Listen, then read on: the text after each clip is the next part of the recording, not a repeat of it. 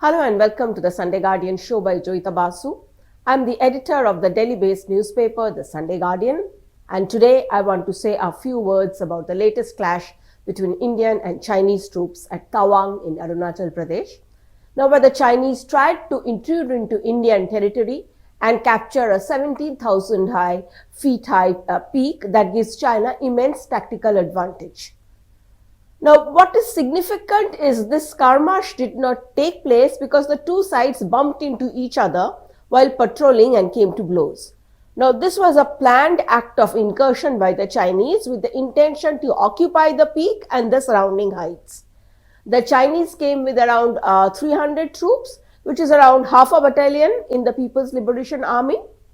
Now, so we can say for certain that it was a major operation, clearance for which would have come right from the top, that is the Central Military Commission, headed by President Xi Jinping himself. Now, Indians have information that similar operations earlier not only had clearance from the top, but Central Military Commission had even factored in issues like exactly how the Indians would react, how such incursions would impact bilateral relations, future visits. Now, everything was planned down to the last detail. It's a different matter that Indians did not behave the way they expected, the Chinese expected us to behave. And the PLA soldiers got the thrashing of their lives and had to fall back. But why Tawang? Number one, it is an attempt by the PRC to keep the whole line of actual control in a state of boil, Ladakh to Arunachal. Now, add to our economic burden of keeping so many soldiers in a state of readiness 24/7. It's an attempt to bring Arunachal, specifically Tawang, on the table. Now, there is some speculation in learned circles that as the current Dalai Lama gets older, now this could be an attempt to claim an area where there is a possibility of the next Dalai Lama being found. Now, Tawang already holds a special place in Tibetan Buddhism because it was in modern-day Tawang district that the sixth Dalai Lama, Sangyang Gyatso, was born in 1683. And why is this action being taken by the PLA now? Now, there could be several reasons that could have contributed to the timing. Number one, now this could be an attempt to externalize an internal problem. Now, we know how deep in trouble Xi Jinping is. His zero COVID policy has backfired. PRC economy is not doing well. We have seen how suddenly anti-Xi protests have swept China. His rivals in the party are getting active.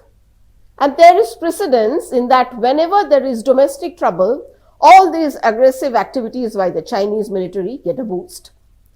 Number two, it is about India. Now, we have taken over the presidency of both the Shanghai Cooperation Organization, which is SCO, and the G20. Inside the next 1 year, India will hold two important summits. As you know, SCO will see participation from Russia, China, Pakistan, and some Central Asian countries. But it is G20 that is of greater importance because 2023 is when India will see heads of state and government of 19 countries and the European Union landing in New Delhi. Now, comprising over 80% of the world GDP, 75% of global trade, and 65% of the global population, G20 is the single biggest summit that India has ever held. And G20's 200-odd meetings have already started. And now think it from Xi Jinping's point of view. At a time when the world is converging in India, when the buzz is about how industries from China want to shift to India and are in fact shifting to India, when the talk is about how India is the next big story, likely becoming the third largest economy in the world, will Xi let go of any opportunity to puncture the India story, make it a laughingstock internationally? Number three, the Lok Sabha elections are coming up in 2024.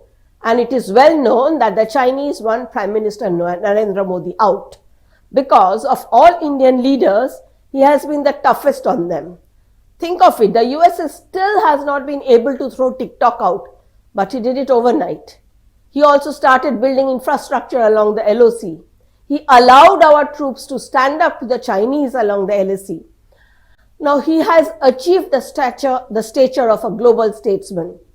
Now China does not like it. They want a weak and pliable leader in India, not someone who can stand up to their evil designs. So what better time to try and humiliate him ahead of the Lok Sabha elections? Number 4, India's growing proximity to the US and the recent military exercise Yudhya Vyas in the Uttarakhand's Oli, less than 100 kilometers from the Chinese border. Now, the PLA and the Chinese Xi Jinping in particular could also be trying to find out how the US would react to any such misadventure on China's part. And sadly for India, the reaction from the White House and the State Department was rather tepid. So what am I saying? Is a conflict, a kinetic conflict between India and China inevitable? Probably. Now experts say that all the violence along the LAC is actually a curtain raiser to a kinetic conflict. However limited that might or might not be. Now some say that China will not go in for a full-scale war until it has been able to sort out the marine component of the warfare, meaning until it has been able to dominate the Indo-Pacific, which it doesn't until now. But that's a long way off. In my view, 2023 is very crucial.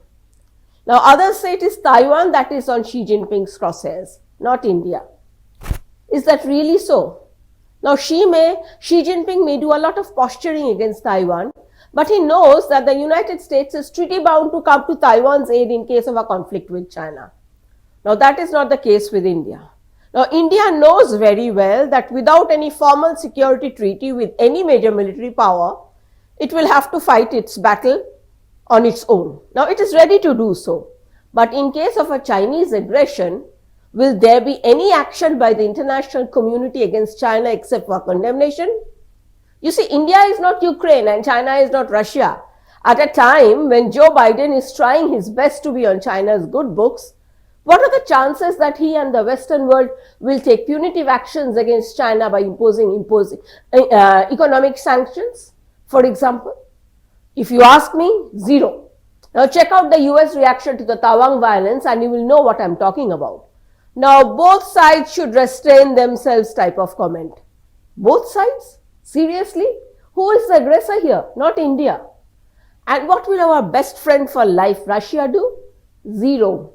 Take it from me, the Russians will do nothing. Worse, Russia may try to act neutral and switch off supplies because they are in China's pocket. You think Xi Jinping doesn't know all this?